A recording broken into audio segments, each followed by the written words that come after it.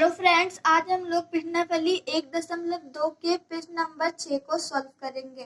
प्रश्न नंबर 6 है कि व्याख्या कीजिए कि 7 इंटू 11 इंटू 13 प्लस 13 और 7 into 6 into 5 into 4 into 3 into 2 into 1 plus 5 भाज्य संख्याएं क्यों है।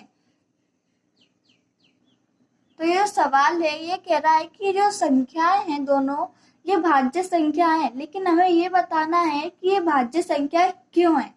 तो इसको समझने के लिए पहले हमें समझना होगा कि भाज्य संख्या और अभाज्य संख्या आखिर होती क्या है। तो आइए भाज्य संख्या और अभाज्य संख्या को समझते हैं। इधर कर लेते हैं भाज्य संख्या।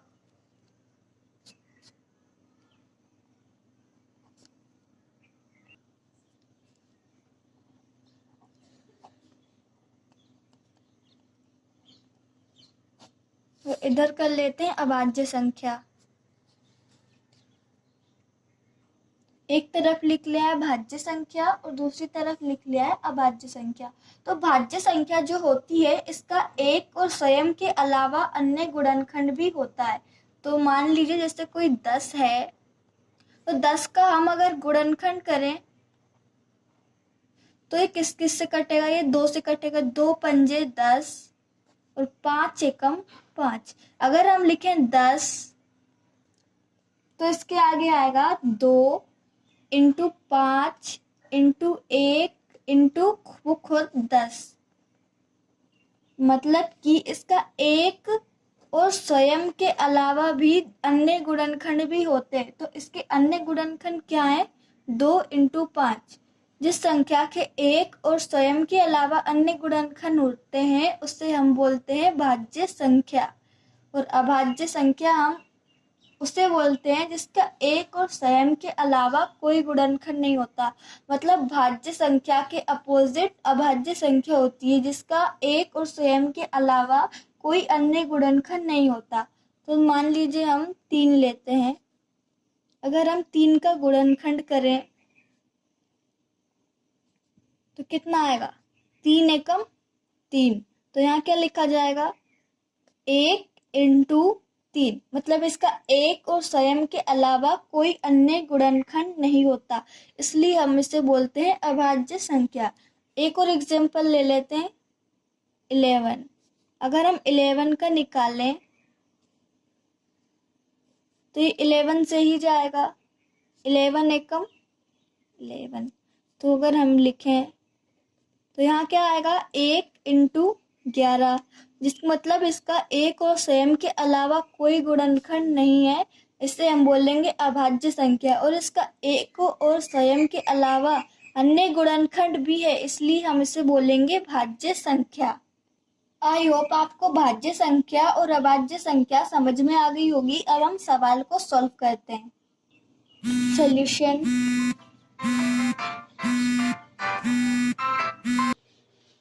दिया है एक संख्या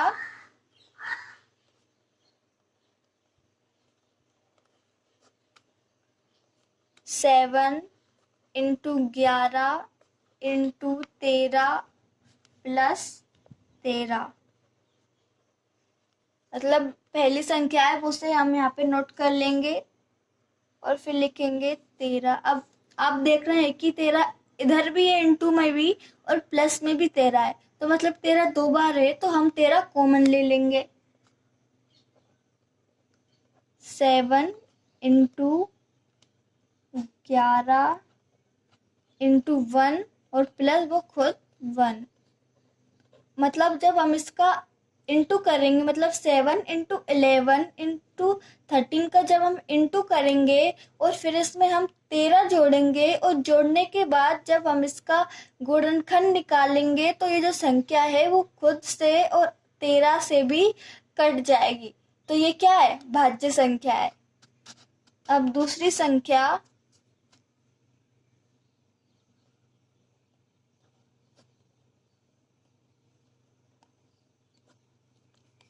7 into 6 into 5 into 4 into 3 into 2 plus 1 plus 5। अब देख रहे हैं कि इधर इंटू में भी 5 है, प्लस में भी 5 है, मतलब 5 दो बार है, तो हम 5 कॉमन ले लेंगे। 5 अंदर क्या आ जाएगा ब्रैकेट में 7 into 6 into 4 into 3 into 2 plus into 1 plus 1। मतलब जब हम इसका इंटू करेंगे 7 into 6 into 5 into 4 into 3 into 2 का जब इंटू करेंगे और फिर हम इसमें 5 जोड़ेंगे और 5 जोड़ने के बाद जब हम इसका गुणनखंड निकालेंगे तो उसके गुणनखंड में 5 जरूर होगा। तो ये क्या है हमारी, ये भाज्य संख्या है। तो लिखेंगे दी गई संख्या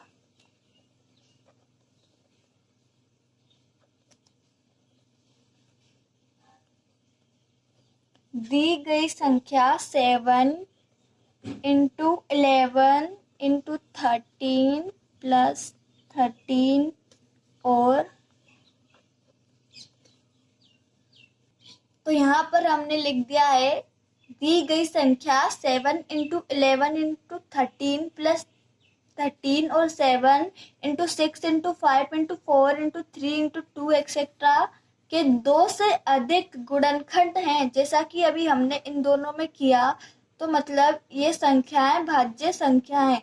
अगर आपको ये वीडियो समझ में आ गई हो, ये क्वेश्चन समझ में आया हो, तो वीडियो को लाइक एंड चैनल को सब्सक्राइब करना ना भूलें ऐसी ही वीडियोस के लिए। तो thanks for watching this video.